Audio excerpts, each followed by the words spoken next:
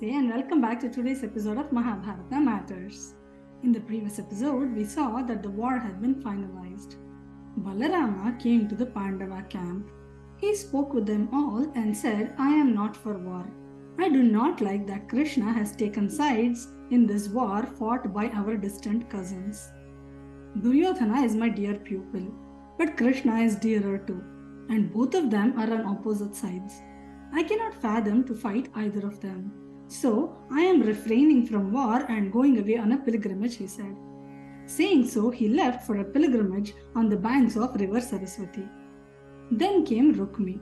Rukmi was the brother of Rukmini, wife of Krishna. He did not like Krishna because Krishna had defeated him while eloping away with Rukmini. But he came and bragged pompously. He said, Don't you worry at all. I single-handedly will defeat the Kauravas and bring victory to you. I am the greatest warrior, he claimed. You do not need Krishna also, he said. This did not sit well with the Pandavas. Arjuna said, We do not need your help to win this war, you can go away. They dismissed him from their camp. So he went with his army to Duryodhana and offered his help. There too, he bragged to Duryodhana that he can single-handedly bring victory to his camp. He bragged so much about himself that it annoyed Duryodhana. He dismissed him, saying that I do not need your help. So only Rukmi and Balarama were not partaking in this battle. Everyone else had assembled in Kurukshetra on the banks of river Hiranvati. Now Duryodhana had called Ulūka, son of Shakuni.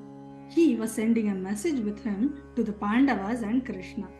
He said, relay this message to them in front of all their friends and the other kings that have assembled there. Ulūka arrived at the Pandava camp. He said, Please do not be angry, I am just a messenger. He started relaying the message from Duryodhana. These were Duryodhana's words he had sent through Ulūka. He had said, Yudhishthira, you say you are a man and you want to fight the war. Where was your manliness when we were disrobing Draupadi in the Dyuta Sabha? Where was your manliness when you were in Virata kingdom doing menial jobs? Bhima, you have claimed to be drinking my brother's blood and breaking my thigh. Don't think handling a mace is as easy as turning the ladle in Virata's kingdom. Arjuna, you have been a eunuch for a whole year, teaching singing and dancing to women. You have forgotten how to be a man. Don't try to be a warrior in the battlefield. Nakula Sahadeva, you have been doing the best you could with the horses and the cows in their stables at Virata. Go back to doing that. Do not think about fighting the war. And then the last message was for Krishna. Coming to Krishna, I was not very impressed with your magic tricks and stunts at our court. War is not as easy as dancing and singing with the gopikas and playing your flute. That is why probably you have said you will not pick up a weapon. You are a coward. You are afraid of us and we are invincible, he had said. The words of Duryodhana burned everyone like fire. They were very enraged to hear his words. Krishna replied to his message. He said, Ulūka, tell Duryodhana that I am only respecting Yudhishthira's words and taking part in the war. Tell him whenever he sees the Kapidhwaja of Arjuna in the battlefield, even from far, fear would run through his heart. He would remember Arjuna and Krishna being in that chariot. Each of the Pandavas will keep their oaths and kill each of the sinners on their RV, he said.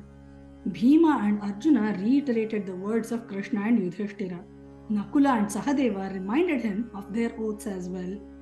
Ulūka returned to the camp of the Kauravas to relay the message back to Duryodhana.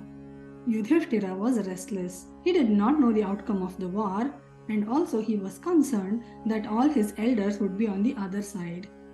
Krishna consoled him. He said, Yudhishthira, do not worry.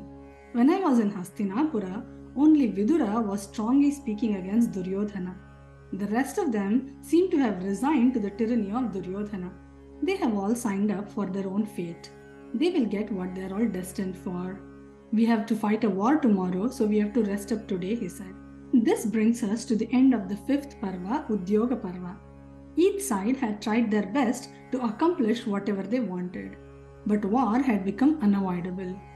Next comes the sixth Parva, Bhishma Parva, which has Bhishma as commander-in-chief of the Kaurava army. What do we learn from this story? Duryodhana was trying to break the confidence of the Pandavas by sending a taunting message about their previous inactions. But then this only provoked the Pandavas to fight with all their might. One should not step over someone overly. One fine day they will stop taking the blows and retaliate. With these thoughts in mind, we come to the end of today's episode. Remember, in this series we are discussing matters of Mahabharata because even today, Mahabharata matters. Hari Om!